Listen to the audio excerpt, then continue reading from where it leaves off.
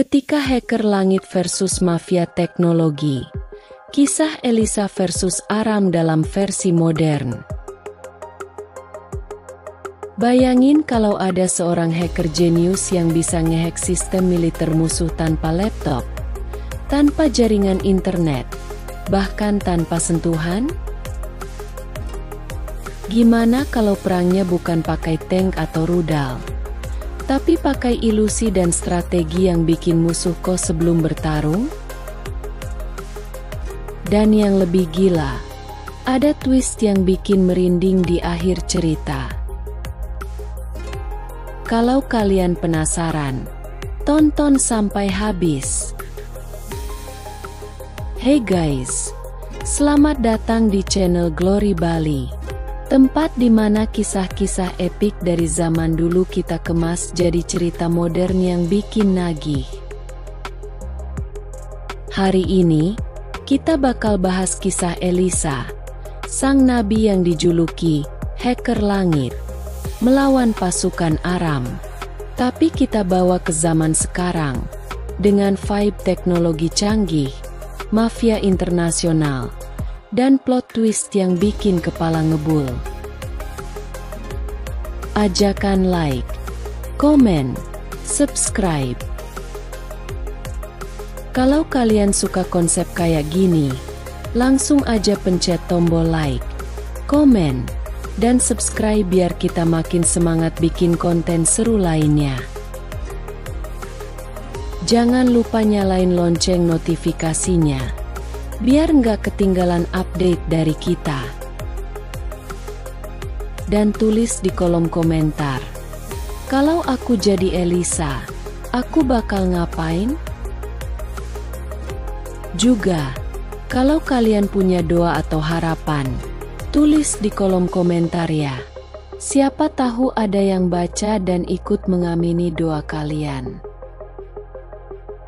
Era modern, perang digital dimulai.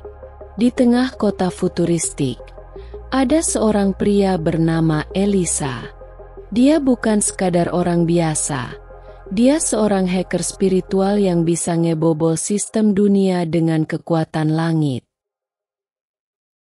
Lawan utamanya, mafia teknologi Aram, sebuah kelompok elit yang punya AI super canggih dan pasukan drone tak terbendung. Mereka mengincar kota Israel Tech, pusat teknologi dunia, untuk dikuasai.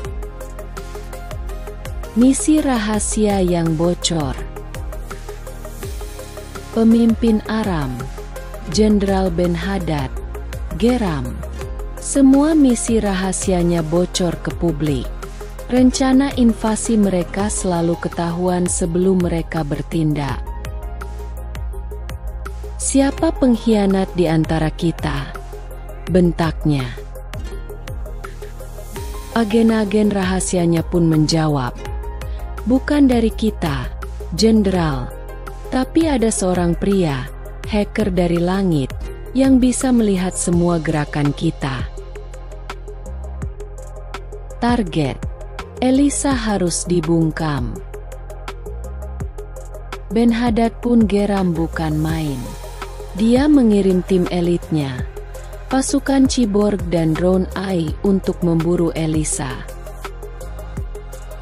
Malam itu, kota kecil tempat Elisa tinggal tiba-tiba dikepung. Asisten Elisa panik. Gehazi, asisten Elisa, panik setengah mati. Bos, kita dikepung. Ini bukan lagi main-main. Kita bakal tamat. Tapi Elisa, santai. Dia malah duduk minum kopi. Relax, bro. Yang bersama kita jauh lebih kuat dari mereka. Gehazi cuma bisa ngelus dada, mikir. Ya ampun, bosku ini stres kayaknya.